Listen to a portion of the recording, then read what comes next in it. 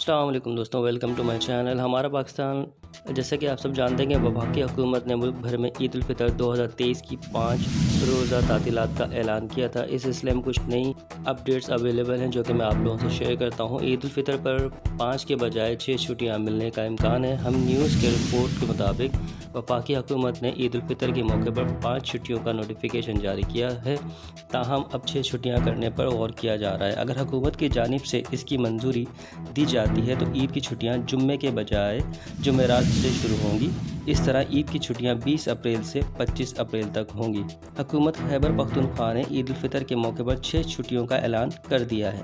جمعے کو حکومت خیبر پختونخوا کے محکمہ ایڈمنسٹریشن کی جانب سے جاری ہونے والے اعلامیے کے مطابق صوبہ خیبر پختونخوا میں عید الفطر 2023 کے موقع پر 6 روزہ عام تعطیل ہوگی۔ اعلامیے کے مطابق عید الفطر 1444 ہجری کی چھٹیاں 21 اپریل سے 26 اپریل تک ہوں گی۔ خیال رہے کہ وفاقی حکومت نے ملک بھر میں عید الفطر 2023 کی 5 روزہ تعطیلات کا اعلان کیا تھا۔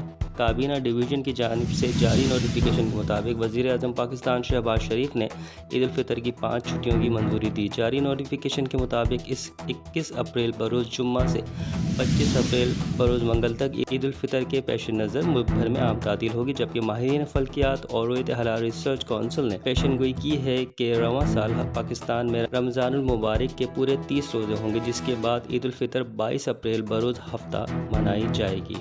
Thanks for watching.